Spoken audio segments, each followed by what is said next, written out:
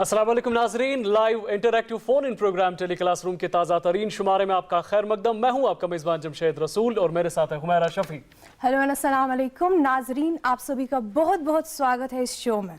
Ji friends, do you know this concept of real मोमिन, like what it actually means? चलिए आपको मैं ये बता दूं कि असली मोमिन वो होता है जो चाहे मुश्किल में हो या ना हो, हर हाल में अल्लाह ताला पर यकीन करता है। बिल्कुल। और मोमिन बंदे की निशानी ये होती है कि जब उसकी मौत का वक्त करीब आ जाता है ना, तो उसके चेहरे पर एक मुस्कुराहट सी आ जाती है। Friends, as you all know that this is the educational and informative based program, and today the lecture will be delivered on the topic called Teaching of Poetry, and Jamshid Bhai will provide you the further details. Exactly, thanks a lot. And the subject for today's program is English language, and as she said, the topic is teaching of poetry. And for that particular topic, the teacher who is going to deliver a lecture in today's program is Mohammad Aslam Pandit. We have invited him in today's program. Sir, a very warm welcome to you in today's program, and we hope you have a great lecture. Thanks. And he's posted as a lecturer in Diet Beerwah. Again, welcome to you in the program. Then for subject expert, we have Professor Mohammad Rafiq Guroo, who is posted as an assistant professor in Govt Degree College, Bijbehara. Again, a warm welcome to you in the program. And then we also have the students जो कि हमारे programme की जीनत बढ़ाते हैं, शोभा बढ़ाते हैं।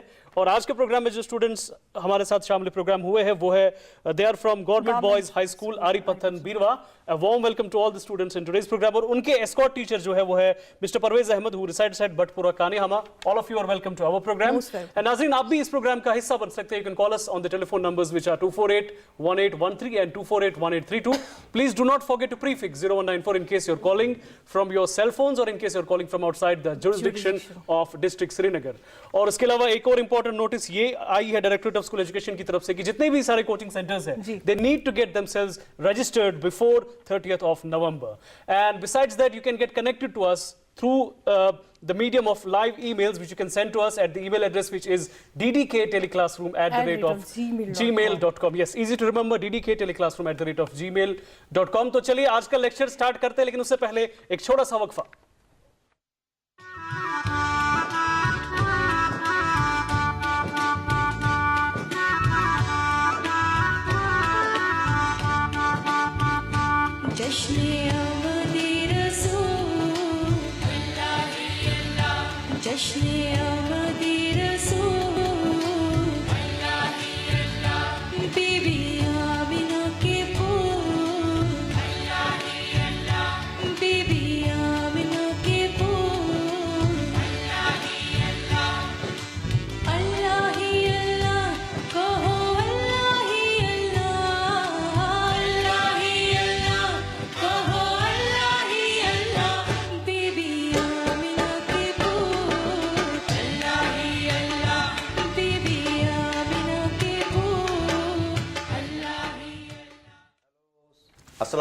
ख़वातीन और हज़रात, एक बार फिर से आपका खैर मकदम है हमारे आज के प्रोग्राम में। ये बताते चले कि ये प्रोग्राम आप तक पहुंचाया जाता है डायरेक्टरेट ऑफ स्कूल एजुकेशन और दूरदर्शन केंद्र श्रीनगर के बाहमी इश्तराक से। और ये भी बताते चले कि इस प्रोग्राम का रिपीट टेलीकास्ट आप देख सकते हैं हर मंगलवार शाम 7:30 से लेकर 8:30 और हर वीरवार सुबह 9:10 से लेकर 10:10 तक। तो चलिए आज का लेक्चर स्टार्ट करते हैं। The stage is all yours mister Mohammad Aslam. Have a great lecture. Thank you very much, sir. You welcome. Assalamu alaikum, students. वालेकुम अस्सलाम sir. How are you? Absolutely fine sir. Do you feel cold or you feel warm? Warm. You feel warm? Yeah. That's very nice. Can you tell me which season is going on? Winter. Winter? I think it's still autumn. Autumn. Yeah. You know, winter will start from 21st December. Or outside the street you feel it's winter? Yes, sir. Okay. Now, today we are going to talk about, teaching of poetry at your level, that secondary level. And then we'll take a poem, we'll discuss something about snowdrop, which is in your book of 10th class. Okay, do you enjoy poetry? Yes, sir. How much? Very much. Anyone who can just recite, a rhyme here? Anyone from you? Okay. Mic pass on कीजिए. I will sing a rhyme. Three little monkeys jump on a bat, one falls down and breaks his head. Mama calls three doctors, the doctors say no more monkeys jump on the bat. Okay, thank you very much. Thank you. So Thank you, Thank you when so you much. when you recite as rhyme, we say twinkle twinkle little star, how I wonder what you are up above the World so high. like a diamond in the sky. when the blazing sun is gone, when there nothing shine is upon, then you show your little light, twinkle twinkle Little star. all the night. Okay, now what is poetry? Poetry is a kind of literature. Very nice, thanks a lot. You see, you are absolutely right, but we say that there is no final definition of poetry. Poetry, it's an open-ended. We say prose is like walking, poetry is like dancing. Acha. That is, in prose you have a particular destination. When you want to reach somewhere, you are walking. But when you are dancing, you are at one particular place. You reach nowhere. So poetry, it's open-ended. You can draw as many meanings from poetry as you can. Very nice. Now it comes from a Greek word, poiesis, which means to make or to create. Poetry is basically meant to be heard. That's why we remember, for example, we remember these poems by heart, and it appeals to our feelings and emotions. So whenever we recite, you listen to a poem, and what happens, you actually remember it by heart. For example, if I say here, Shakespeare has written a sonnet, shall I compare thee to a summer's day? Thou art more lovely and more temperate. Rough winds do shake the darling buds of May, and summer's leaves had too short a day. So this is when I have heard it, that I have remembered it by heart. Now, when we say a feeling is an emotion, it means your senses get involved. We'll come to know about it later on. Now, what are the principal features of poetry? Number one, it's an art. So by art, what I mean is that just like we have a painter, we have a dancer, we have a musician, we have an actor, we have a sculptor, we have a dramatist. Like that, we say that poet is an artist and poetry is an art. Poetry is an art. Now, it is chiefly concerned with human experiences. That is, when you are reading poetry, you come to know about that a poet who has written, for example, today's poem, Ted Hughes. We are going to talk about Ted Hughes and his poem Snowdrop. You will see that he wrote this poem in Britain, but you will feel that as if he wrote it in Kashmir. So this is human experiences, and that it has universal appeal. That means everywhere you can enjoy it, wherever you are staying, in whatever area, whatever region. And its language is musical. That's very important. That's why we say that when emotions get involved, feelings get involved, there is music. There is actually music in the words of a poem. For example, let me recite some from Kashmiri. We are Kashmiris here, so I can recite some verses from Kashmiri. For example, Mahjur is saying, Bulbul vanan ch poshan, Gulshan vatan ch soni, Soni vatan ch Gulshan, Gulshan vatan ch soni. Andi safed sangar, Diware sange marmar, Mazbag sabz gauhar, Gulshan vatan ch soni. Mahjur des soni, Bagach nund boni, Atlol gesi baroni, Gulshan vatan ch soni. If you look at prose, for example, you read Thirsty Crow. You say, once there was a crow. One day he felt thirsty. So this kind of music is not present in the words of the prose. There is some kind of rhythm, but in poetry, there is what's called a rhythm. There is music. Urdu में देखिए आप, उर्दू की अगर कोई शायर ले लूंगा मैं, गालिब का कोई भी, दिले नादा तुझे हुआ क्या है, आखिर इस दर्द की दवा क्या है. That's music. And then it arouses our emotions in us, our emotions and feelings that I told you. it possesses an imaginative quality. quality. That is when you read poetry, when you go into poetry, sometimes you feel that the poet is using, he is taking you in imagination. He is taking you in another world, Fictitious next things. world. Right. Then we have chief functions of poetry. Number one, as you said in the beginning, I asked you, do you like poetry? What did you say? Yes. Okay. That is, it gives you joy. We call that, in this terminology, we call it, you have got that kind of aesthetic taste. When you say, I like, or you say, I enjoy when I listen to poetry, when I read poetry, especially poetry is basically meant to be heard, as I told you in the beginning. That is, it gives us some sort of joy to you. That is, we call that you have aesthetic taste. You love beauty. And then it interprets life and nature artistically and beautifully. So that's very important. For example, here is a poem written by William Wordsworth. My heart leaps up when I behold a rainbow in the sky. So was it when my life began. So is it now when I'm a man. So be it when I shall grow old or let me die. The child is father of the man, and I could wish my days to be bound each to each by nature's piety. It's a rainbow. The name of the poem is The Rainbow, written by William Wordsworth, one of the very famous, nature poets.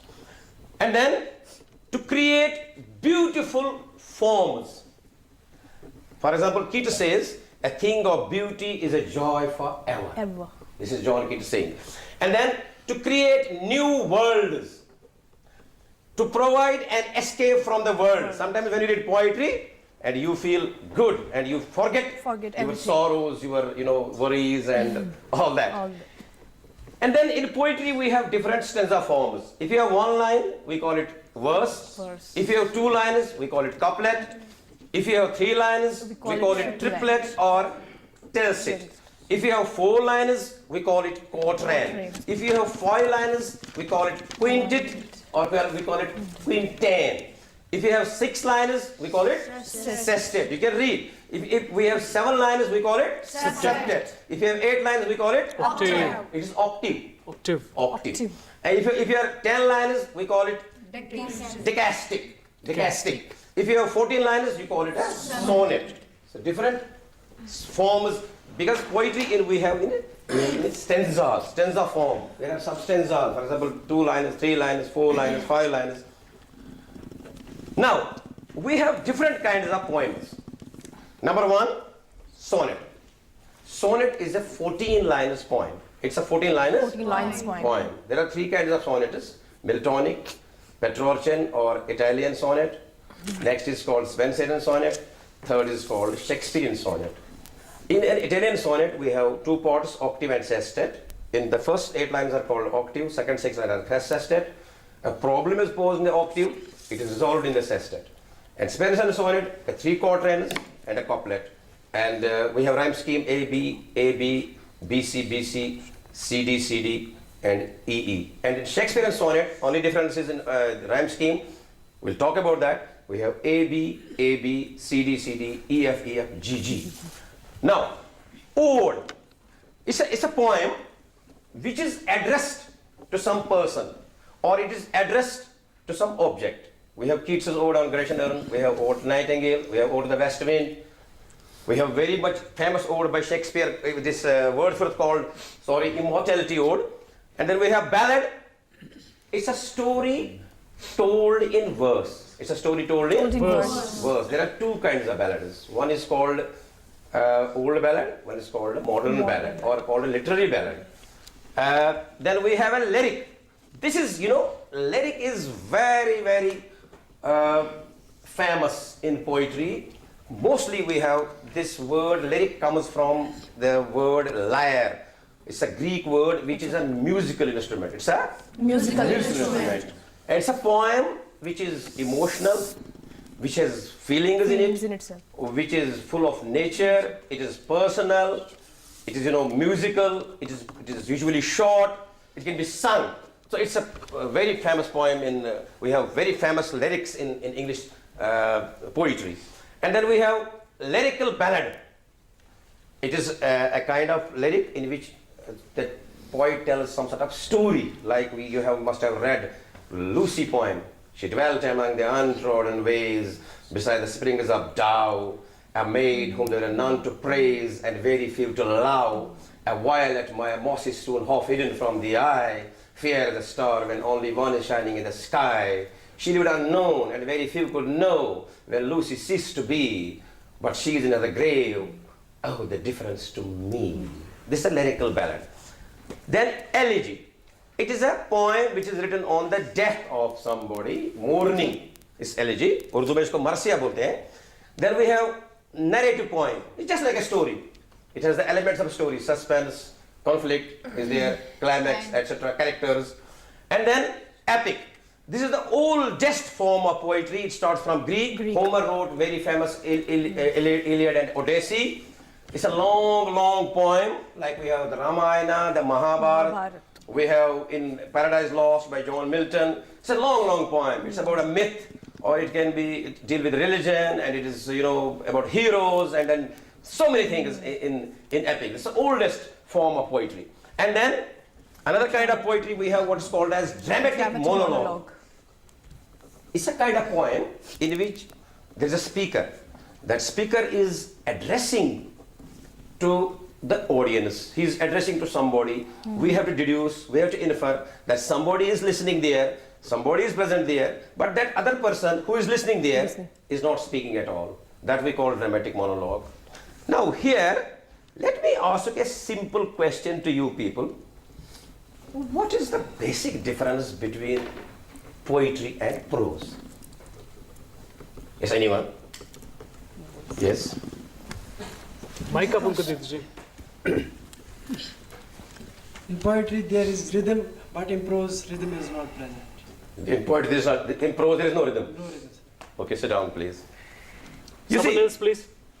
You see, in poetry, you can say that there is a regular rhythm. What's it? Regular rhythm. Regular rhythm. In prose also, we have rhythm, but in prose we have what's called as irregular rhythm. Because in English language, you see, if I say like this, what is your name? This is one way of saying. If I say, what's your name? May I know your name, please? See the difference in rhythm. So when you are speaking English, you have to speak it in the rhythm. Exactly. You have to, what's called इसमें एक इंसान में एक अदा आनी चाहिए बोलते बोलते उसको नहीं लगना चाहिए कि इसने याद किया है पहले फिर ये बोल रहा है. So that in prose also we have rhythm, but in prose we have irregular rhythm. But in poetry we have a regular rhythm. For example, I'll just write two sentences here. I'll just write this sentence here from William Wordsworth's poem, She Dwelt Among the Untrodden Ways. If I say like this, she dwelt, please write, she dwelt among the untrodden ways. Okay, this is one line. Here I will write, for example, it's cold, it is cold today. It's cold today.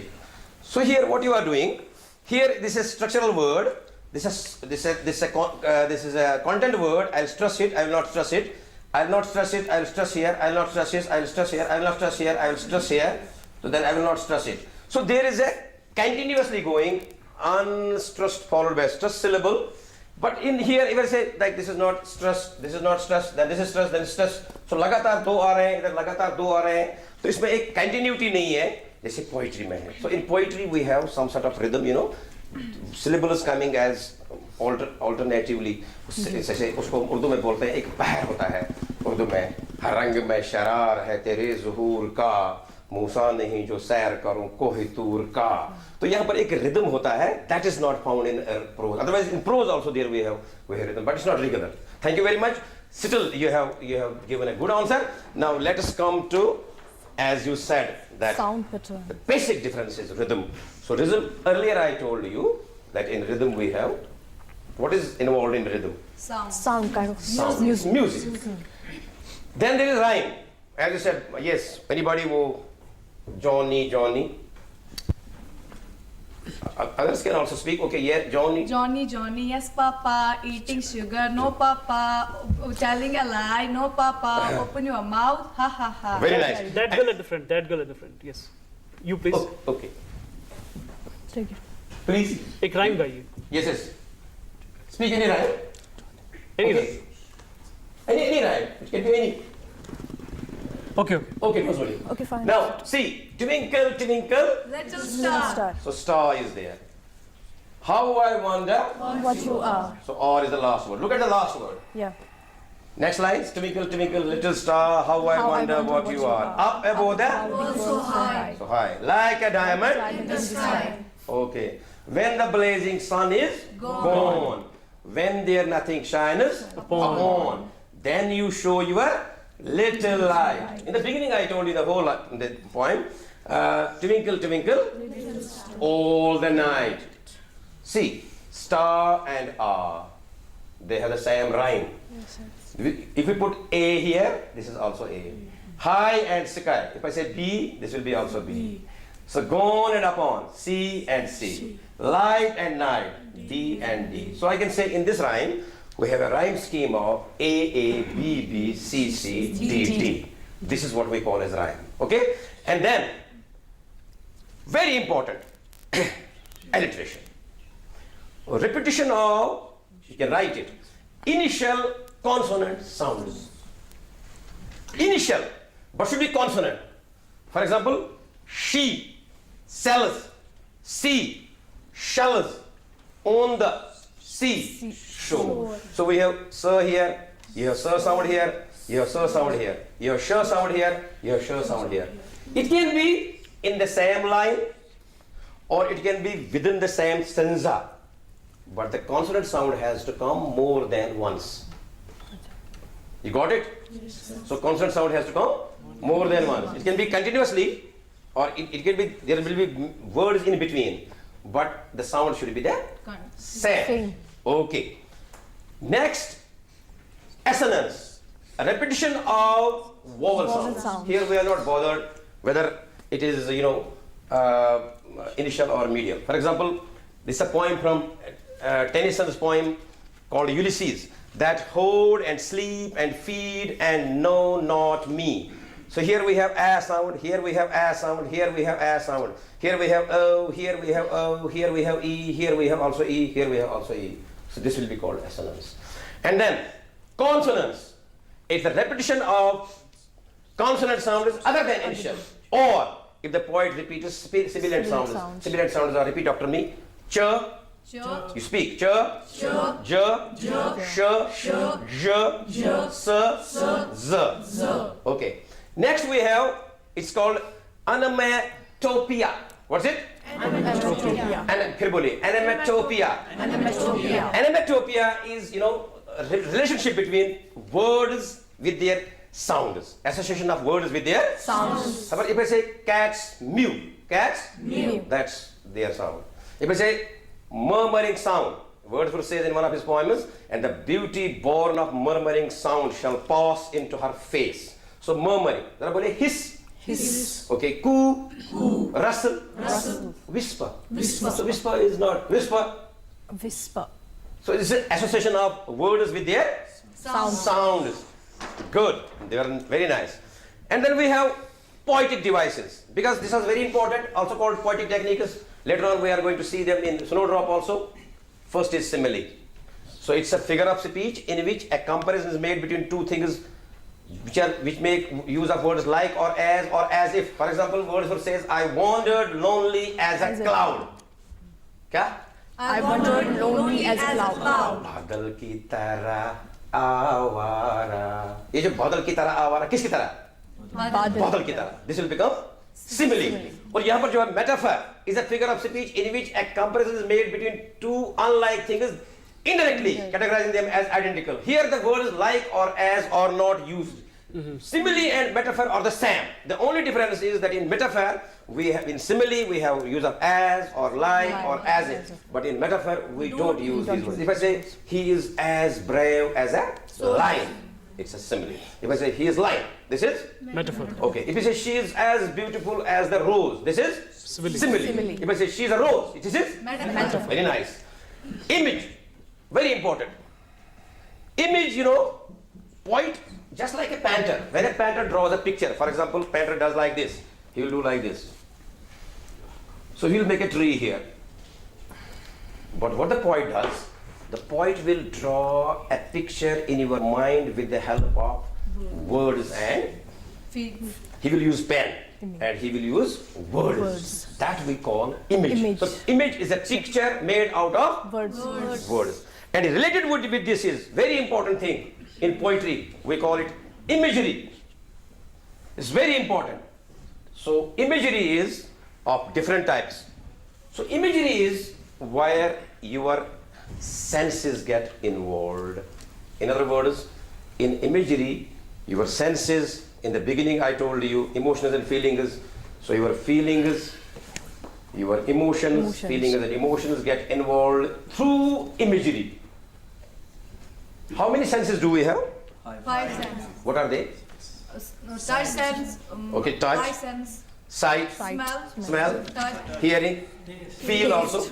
Taste. Very nice. So when the poet appeals to you to these things, for example, you have auditory, so you'll say, there was a sound coming. Say visual. So visual is you can see, suppose this is visual here, this is visual here, this is visual here. So this is visual. Tactile, touch. So if I touch it, then I can say if it is cold or it is hot. So touch. Olfactory, smell. Gustatory, taste. My God, this is bitter. The poet will say that was bitter. So you will have to understand that bitter inside your, mind, inside your mouth. Then you will understand poetry better, because you are actually, you feel it. You have to go through it. You are actually, you just pass through it. And then kinesthetic. Kinesthetic, when the poet will say, for example, exhausted, tired, somewhat. I was tired, I was exhausted, I was fatiguous. So you have to feel that kinesthetic sort of energy and this imagery, sorry. And then you have paradox. Refers to a statement whose parts seem to be mutually contradictory, yet which make sense after deep consideration. Deep down, she is really very shallow. A person is there, he's 20 years old, but he has so far celebrated only 5, birthdays. Why so? Because, okay, please take a mic in your hand and speak. He was born on 29th February. So after 29th February will come on only after 4 years. So when you sit down, when you go deep down into it, you see it is correct. On the doomsday, John Donne says, and it is written in the Quran also, even death has also to die finally. This is a sort of paradoxical statement. Death, thou shalt die. So paradox, and then we have symbol. It refers to words representing or recalling something, especially on an idea or quality. For example, white can mean purity, peace, innocence, death, widowhood. Then hyperbole. Hyperbole, is a sort of the poet exaggerates things, or sometimes he gives low importance to something very high. For example, the Wordsworth says in one of his poems to daffodils, 10,000 saw I at a glance. Did he count them? No, sir. No, he didn't. So, next is personification. Very important. When the poet gives human characteristics, human qualities to some non-human beings, inanimate object, idea, okay? Kashmir mein se ek thoda sa.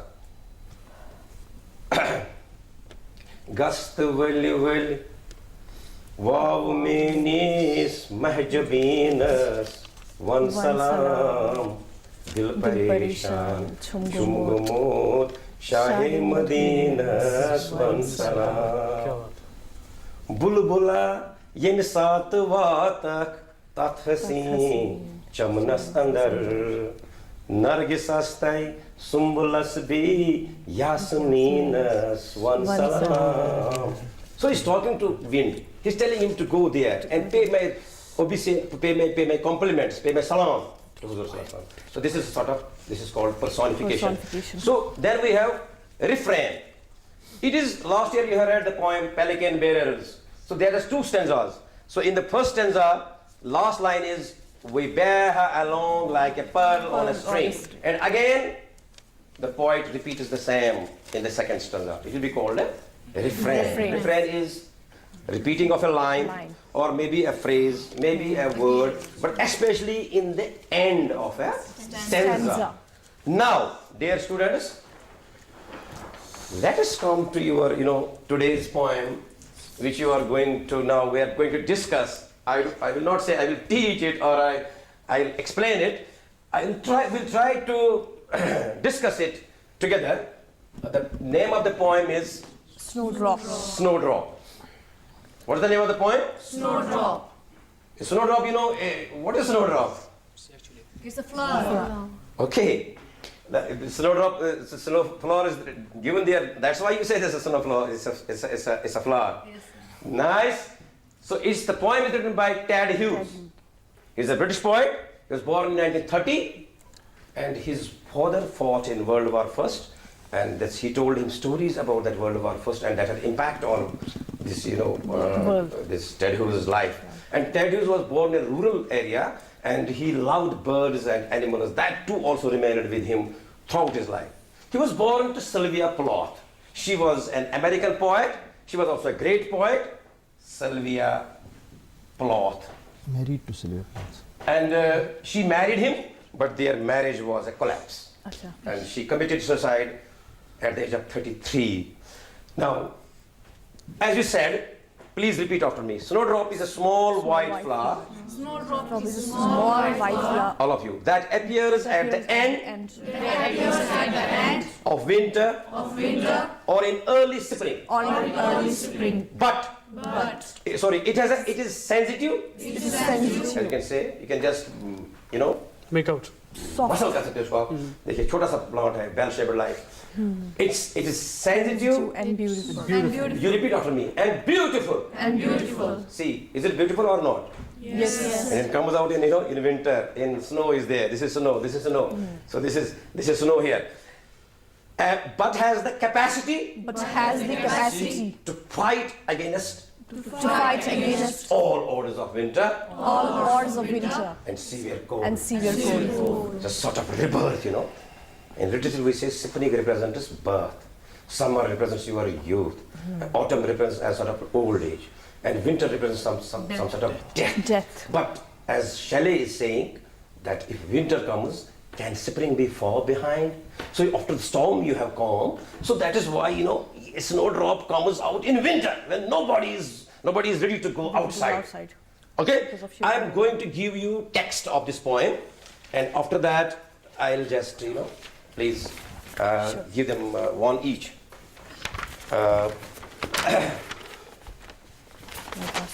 The name of the poem is Snowdrop. What's it? Snowdrop. You repeat after me. Snowdrop. The poet is Edward James Hughes. Who's the poet? Edward James Hughes. And in short, he's called Ted Hughes. Ted? Hughes. This is Ted Hughes. Here you have Ted Hughes. And British poet. Now, I'll recite the poem. You just listen. First, you don't look at the paper. You just listen. Listening is very important because listening is the first thing in poetry. Okay? Listen. Now is the globe shrunk tight. Round the mouse is dull wintering heart. Weasel and crow, as if molded in brass, move through an outer darkness, not in their right minds. With the other deaths, she too pursues her ends, brutal as the stars of this month, her pale head heavy as metal. Now you can open your text. Okay? See. Now is the globe shrunk tight. The poet could say the globe is shrunk tight now. Now what is the difference? The difference is that the poet has used what is called as inversion. Inversion. Also called hyperbaton. That is, it is the month of winter. And the poet is, depicting winter as harsh, as very severe, as cold. It is said that in Kashmir, you know, people, it was very difficult to come out in winter because of window. Okay. Round, the mouse is all wintering hard. Now this world has reduced, like it has come around just like a mouse, you know. It's a microcosm like thing has become this this world. Weasel and crow, these are the birds which are actually predators. They kill other birds, including mouse. As if, it's a simile here, molded in brass. They put in a pot made of brass, and they are motionless. They are not able to move through an outer darkness. There is darkness, and they are not ready to prey, to get their victim. They are not ready to, okay. With the other deaths, she, who is she here? Snowdrop. Okay, so she, Snowdrop, it's a symbol here for, it is symbol here for, you know, for standing against all orders. She too pushes and ends. Brutal as the stars of this month. The stars of this month also are, you know, not favoring. They are actually, you know, not shining in the, and they are helping these predators who are on the earth. Her pale head heavy as metal. So whose head? Snowdrop. So she has been personified. Snowdrop has been personified. And there is alliteration also. Can you find alliteration? Or pale head heavy as metal. Okay. Head heavy. Okay. So if you can just tell me what is the effect of using these short lines in the poem? Gigi. The thing is that the poet is, you know, there is outside it is winter. In short, yeah. And the poet is trying to create an atmosphere also of that through the words, through the lines which he is using there. So he's, you know, some sort of twisting language there. Okay, thank you. Okay, thanks. Yeah, and what are the similarities and differences between a poem and a short this story? Short story. Yeah. So in short story you have States in a short line. you have setting, you have conflict, you have climax, you have anticlimax, or you can have denouement, Okay. and then you have characters. In a poem, it can be about anything. It can be on any theme, and there's Feelings, a, you know, emotions. this is different. Is also this writing is also Writing. different. Yeah, Writing thank is you, also thank you different. so much. Thank you very much. Thank you, sir. Thanks, sir. Thank you so much for a glorious lecture, Mr. Mohammad Aslam Pandit. Aap baith lijiye, have a sip of water, and it was a wonderful lecture. May we have a round of applause for him? Brilliant lecture. And नाजरीन, अब programme का वो दिलचस्प मरहला आ चुका है जब हम आपके साथ जुड़ते हैं on the telephone numbers 2481813 and 2481832. Please do not forget to prefix 0194 in case you're calling from your cell phones, or in case you're calling from outside the jurisdiction of district Srinagar. We'll get connected to you, but after a short break. ताज़ा का ये है जहां, इसमें है vitamins A और B, tamper-proof, bacteria-free, no need to boil, है easy to pour, है pure and fresh, सब मांगे more, हमेशा fresh, अमूल ताज़ा हमेशा fresh. ख़वातीन हज़रात, एक बार फिर से आपका खैर मकदम प्रोग्राम डीडी के टेली क्लासरूम में। ये प्रोग्राम आप तक दूरदर्शन केंद्र श्रीनगर और डायरेक्टरेट ऑफ स्कूल एजुकेशन के वहाँ भी इश्तराक से पहुँचाया जाता है, और ये भी कि इस प्रोग्राम का रिपीट टेलीकास्ट आप देख सकते हैं every Tuesday evening from 7:30 to 8:30 and every Thursday morning from 9:10 to 10. We have a caller online. अस्सलाम वालेकुम सर. अस्सलाम वालेकुम सर, खैर मकदम आपका आज के प्रोग्राम में. जमशीद साहब, मलिक अल्ताफ वेरीनाग अनंतनाग से अर्ज कर रहा हूँ. जी वालेकुम सलाम एंड खैर मकदम आपका आज के प्रोग्राम में. दूरदर्शन श्रीनगर और directorate of school education Kashmir की मुश्तरका काविश बहुत ही रंग ला रही है. हमारी टीचर बरादरी के लिए बहुत ही बारावर साबित हो रहे हैं हमारे लेसन. शुक्रिया आपका. तो बहरहाल जो आज का लेसन टीचिंग ऑफ पोइट्री के हवाले से देखने को मिला, तो उसमें टीचर ने इंतहाई लगन और बड़ी तनदेही से काम लिया. तो एक सवाल मेरे जहन में उभर आया जो आपसे शेयर कर रहा हूँ प्लीज, और पैनलिस्ट से भी, कि जो हमारा टीचिंग ऑफ पोइट्री है बिगिनर्स में, अगर हम इस टीचिंग ऑफ पोइट्री में राइमिंग का ख्याल रखें, इसको तरन्नुम के साथ पढ़ें राइम्स को, तो कितना बारावर साबित होगा. और क्या हमें इस कंसेप्ट को आगे वाली क्लासों में भी ले जाना चाहिए कि पोएम्स को तरन्नुम में पढ़ना चाहिए? जी बिल्कुल, शुक्रिया आपका इस कॉल के लिए. मोहम्मद रफीक साहब, पोएम्स को तरन्नुम के साथ पढ़ना कितना जरूरी है at the elementary level?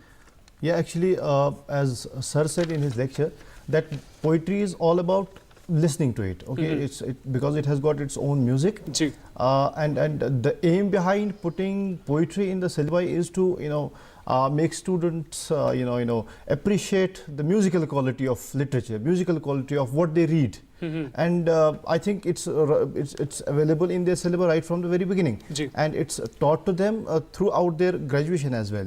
Ji. And I think they get aesthetically developed. जी सर, हम अभी इस प्रोग्राम में ईमेल्स भी ले रहे हैं @ddkteleclassroom@gmail.com. जी हाँ, ddkteleclassroom@gmail.com पे हम आपके ईमेल्स भी ले रहे हैं. अभी एक कॉलर जुड़ चुके हैं हमारे साथ. अस्सलाम वालेकुम सर. अस्सलाम वालेकुम सर, खैर मकदम आपका आज के प्रोग्राम में. अपना नाम बताइए और कहाँ से है? गुलाम मोहम्मद खान फ्रॉम बडगाम. जी, thank you. The teacher has delivered a good lecture on poetry. जी. But he didn't give a comprehensive definition of poetry. Number one. He referred सोदा शेर हर रंग में शरार है. It is basically हर संग में शरार है. जिनकी रंग में शरार नहीं होता है. जी. ये हर संग में शरार है तेरे ज़ुहूर का. हाँ हाँ. I want to ask a question. What is the significance of form and content in poetry? Form and content in poetry. Ji. Ji. Basically concerned in form or content. With form or content. जी, आपके दोनों सवाल हम तक पहुंच चुके हैं. कोई और सवाल है सर आपका? या observation? Thank you sir. Thank you so much for the call. जी सर. Form and content कितना जरूरी है poetry में? Now the first part of the question is about definitions. Ji. If you go to definitions, I mean, we don't have any one clear-cut definition of poetry. I mean, there are as many definitions of poetry as there are critics and poets. And the definition of poetry undergoes a change from time to time and from place to place, you can say. Number second, form and content, they are like hand in glove as far as poetry is concerned. Ji. But especially form is important in poetry, and content is not that important as that is important in prose. I think the question has been answered. Yes, thanks a lot for that answer. Now we have MK Bhatt all the way from Delhi. Good morning, sir. Everybody, I have nothing to earn from this year because I am always concerned about the students. In my subject, I can tell you, please hold on and see me. For students especially, I am talking. I have nothing to earn from this, but I want to get from a Kashir. I want to, for the courtesy of these students, young students. Please go on. First of all, please, the teacher, first of all, initiates it is not poetry. Don't tell poetry. Don't tell poetry. Don't tell poet. Always say poet. Then there are cut of two. What is the difference between say poet, say poetry? Now about the subject lecture of the teacher, I have the flow of tears in my eyes. I have sipped the tears while going through this poetry because I am teaching this in the college, my subject. Mister, he has told the repetition of words in one line. Repetition is there, but there it is called the alliteration. Clapping, clattering highwaymen on the roads, not the horses making that clapping in the sound. That is called the repetition of words. It is a poetry, don't take it easy. So, these are the sounds. He has not talked of the symbolism. He is not talking about the sonority. Please go through it. These are the basic nips and gritty of the poetry. Please take care about these and tell the students, be conscious, musical, romantic, sadistic, everything is there. You should I think we have got your point. We have got your suggestion. Thanks a lot. कुछ basic points जो है इनके हिसाब से आपने miss किए असलम साहब, जैसे कि ये soliloquy वगैरह के बारे में बात कर रहे थे, symbolism की बात कर रहे थे, तो उस बारे में आप क्या कहना चाहेंगे? आप पे भी आएंगे जी please. You know, we have a time constraint also here. If we go in detail, that we can't touch everything. So this is a symbolic poem. Snowdrop is a symbol here, which I told in the beginning that it stands against all orders of winter, and it comes out victorious. As we can say, like just like I said, if winter comes, can spring be far behind. So that's the idea behind that. It's a symbolic poem. Weasel and crow, they are symbolic. Stars are symbolic there. And there we have this mouse is symbolic there, snowdrop is symbolic there. This is symbolic meaning. So there are different meanings we can get out of this poem. जी अभी MK Bhatt साहब ये कह रहे थे कि वो college में पढ़ाते हैं, तो आप भी कॉलेज में पढ़ाते हैं सर, तो कुछ बेसिक पॉइंट आपको लगा आज के लेक्चर में मिस हुए सर से, तो आप बता दीजिए. No, actually, I would not say we have missed the points. Actually, what happens is that when a teacher teaches, he has to consider the level of students as well. I mean, I would like to mind Mr. MK Bhatt that we are not teaching in the college. We are not teaching to the college students. These are simply school students, and you have to come down to their level while teaching them. It's not like that. You assign a job to the students in the college and they would do it on their own. No. You have to get down to their level and talk to them as they will understand it. I think the question has been answered. We have a caller online. Assalamu alaikum, sir. अस्सलाम वालेकुम sir, खैर मकदम आपका आज के programme में। Assalamu alaikum, Govt sahab. वालेकुम अस्सलाम। Today I am feeling once again very much happy because my favorite English teacher आप is कौन सा, आप कहाँ से, अपना नाम बताइए जी, सर। मैं शिराज मंसूर बीरवा से बोल रहा हूँ। जी जी, please please. My favorite teacher is on my television screen, Mr. Aslam साहब। जी क्या बात है, क्या बात है। जी, my suggestion is that when a teacher is going to teach poetry, why is it necessary for him to teach a poem in a single go? In a single what? Single go. In a single go. Ji ji ji ji. Yes sir. जी जी, आपका suggestion हम तक पहुंच चुका है, जो भी था ये क्वेश्चन सर, आप जवाब देना चाहेंगे sir. Yes, you know, poetry, you know, is just for pleasure mostly, and this is musical, so it should be, at least it should be read in one go, and students will enjoy it. But what teachers are mostly doing, they go after exercises. Actually, we have to make the students feel on their day. They should feel different, and they should feel elevated. They should say, today it was a nice day for we people, and we enjoyed. जी रफीक साहब, आप कुछ add करना चाहेंगे इस पे? No, actually, it's not necessary that we complete it in one go. Yeah, we can give it a reading in one go, but understanding it, analyzing it, then appreciating it critically, it will take some time. Definitely, it takes a teacher some time to complete a poem. In a week also, they may take a week to teach a single poem. Not necessarily that we can complete. It also depends on the length of the poem. As I said, it depends on the ballad length of the वगैरह poem. उनको पढ़ाने में तो काफी time लगता होगा। If you are teaching an epic, I mean, that will run through 500, 600 lines. It's not practically possible to complete that kind of poem in one go. जी, हम अभी emails भी ले रहे हैं on the email address ddk.teleclassroom@gmail.com और कुछ emails already हमारे पास है। शाहिद खान साहब बारामूला से लिखते हैं, you said poetry should have a universal appeal, sir, but in today's literature, nativity is also important. Please throw some light. Nativity की बात क्या, आपका रीजनल एरिया में क्या हो रहा है जिसकी कि शायद यूनिवर्सल अपील ना हो, भले ही ना हो, बट नेटिविटी उसमें आ जाए तो वो भी आजकल के लिटरेचर में काफी पॉपुलर है। ये इस ईमेल में के जरिए से आप तक ये पैगाम पहुंचाना चाहते हैं। A very good question. First of all, I would like to congratulate you for asking such a brilliant question. I think we need to understand what poetry is first of all. Poetry is basically, what does poets do? How do they create poetry?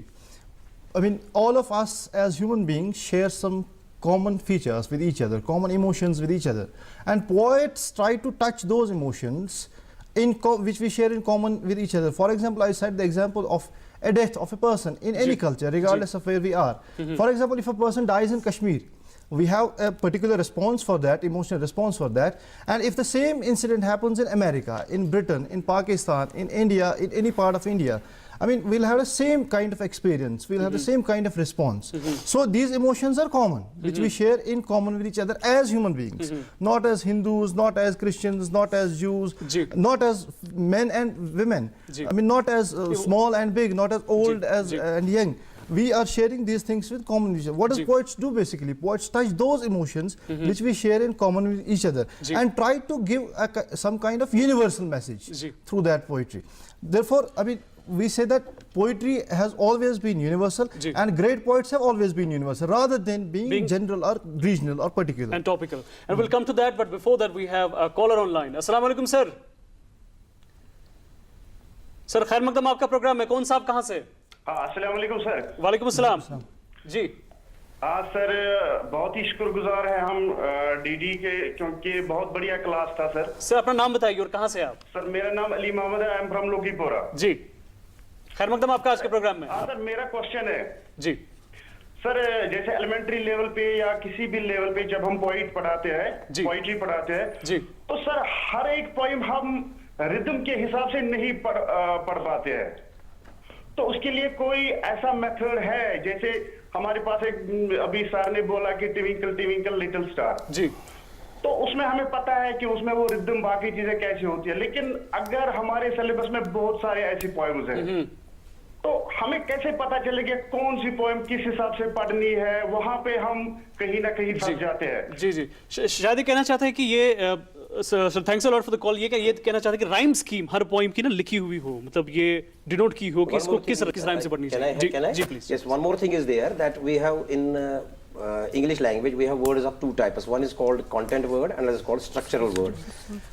Wherever we are, whether in prose or in poetry, we have to stress content words and we have to leave out structural words. So if a teacher knows that content words have to be stressed at the right places, so that rhythm that will automatically come in there in that poem. So he has to know how to read a particular word. And structural words have to be read quickly. As here we have, for example, I have here Now is the globe shrunk tight. So is the, I had to say quickly, now is the globe shrunk tight, I had to say, with stress. नहीं, ये बात मेरे मुशाहिदे में भी आई है कि हर किसी poem को एक ही रिदम में पढ़ा जाता है सर, तो इसको कैसे दूर किया जा सकता है at the elementary level? How should we guide a teacher कि what is the rhyme scheme of this poem? How it should be narrated or read, before a student?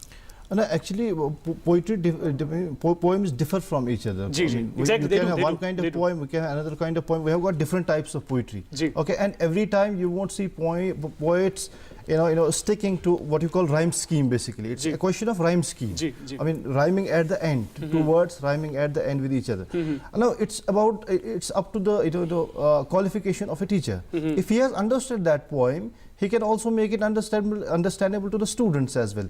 Now, I think for this we need a professional teacher, we need a well-qualified teacher, a teacher who has himself understood the content first. जी, एक email हमारे पास अभी मौसूल हुआ है Sabrina जी की तरफ से जो श्रीनगर से लिखती है कि poetry is basically music to ears. It is meant to be heard. Poetry not only brings happiness, as the teacher said, it also has the potential to bring sadness in us. कि खुशी ही नहीं बल्कि गम का इजहार भी हम poetry के जरिए से कर सकते हैं. Do you agree? तो शायद इनका इशारा वो एलजी वगैरह की तरफ है कि जब हम किसी की मौत पे कोई पोएम वगैरह लिखते हैं तो उसमें एक सैडनेस आ जाती है हमारे अंदर. तो कितना पोटेंशियल है पोएट्री का एक सैडनेस हमारे अंदर ब्रिंग करने में? जी. Basically, as I told you, it's all about emotional responses. Poetry captures that emotional response. For example, if somebody is writing an elegy, or somebody is reading an elegy, or listening to an elegy, what does he do? For example, if somebody weeps, that's a kind of emotional relief that he is getting. He is getting relieved from those excessive emotions which might have made him sad. And at the end of the day, if those emotions, sad emotions are purged, you will feel definitely relieved, but in different way. But in a different way. Relief is in itself a kind of joy. Relief is in itself a joy. Junaid साहब श्रीनगर से हम एक email करते हैं, लेकिन उससे पहले हम एक कॉलर लेंगे. अस्सलाम वालेकुम सर, कौन साहब कहाँ से? Good afternoon sir. Good afternoon. कौन साहब कहाँ से? Sir, this is Shafi Rishi from Jammu. जी, प्लीज. जी सर, मैं पहले first of all I must congratulate the teacher for his wonderful lecture. Thank you. It was quite informative. Sir, my question is, whenever we are teaching a poet in a college or at a school level, is accent or vocabulary plays any role there, and a body language which should match when there is a poet, the body language should it match with that particular field? Because what I feel is a music type. Poet is a part of music. जी बिल्कुल. मैं आपका सवाल अब तक पहुंच चुका. शायद ये नॉन वर्बल कम्युनिकेशन की बात कर रहे हैं कि जब हम पोएट्री को पढ़ाते हैं वो काफी इंपॉर्टेंट हो जाता है. Our gestures with the hand, our gesticulations, the way what is said in the poetry, we need to articulate that thing in front of the students. उस पे ये स्ट्रेस देने की बात कर रहे थे अभी. Yeah, not only in poetry but also in communication as a whole. Actually, body language plays a very vital role in communicating what a person is trying to communicate. And I would like to share here that one of the estimates says that 70% of our communication is dependent upon our body language. Non-verbal communication. Non-verbal communication, what you call body language. It means raising your hands, raising your eyebrows, facial expressions, all they can be called eye contact. All that can be covered in what you call body language, and that's a very important component of communication as a whole. Not to talk of poetry only. जी. जुनैद साहब हमें email करते हैं श्रीनगर से. What is the oldest form of poetry and what kind of poetry is famous and is relevant in contemporary English literature? I think it's a very difficult question to be answered, but as far as I have read, it's epical poetry which was very common and very famous in ancient cultures. Then the second part of the question? The second part of the question is what kind of poetry is famous in contemporary English literature? Yeah, it varies from culture to culture. It depends upon, the social, शायद भी free verse का थोड़ा सा गलबा है poetry. No, actually the question is in a way different from what you are saying. He is talking about what are the new trends in poetry, and that varies from region to region, from culture to culture, and depend upon the situation, depend upon the circumstances that the poet is surrounded by. Depends upon a whole lot of factors, and we have a caller online. Assalamu alaikum sir, खैर मकदम आपका आज के programme में. कौन साहब कहाँ से? अस्सलाम वालेकुम सर, खैर मकदम आपका आज के प्रोग्राम में. अस्सलामुअलैकुम रहमतुल्लाह. वालेकुम अस्सलाम. जी, मैं वाजिद अहमद हूं. I'm Wajid Ahmed from Bamrada Khad.